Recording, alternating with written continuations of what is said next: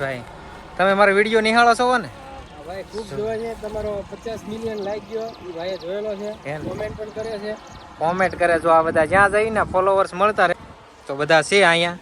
તો તમને પ્રશ્ન કરીએ કે આમ ખોડિયાર માતાજીનું મંદિર અને જગ્યા કેવી લાગી અહીંયા? આ જગ્યા બહુ જ સારી છે.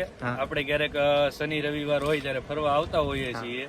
અહીંયા તમે જો મિત્રો વાતાવરણ એવું મસ્ત છે ને, તમને સાપુતારા જુનાગઢ જેવું ફીલ થશે. અહીંયા વાદળા વારા ઘણી આવે છે, વરસાદ પણ સારો એવો વારા ઘણી આવે છે.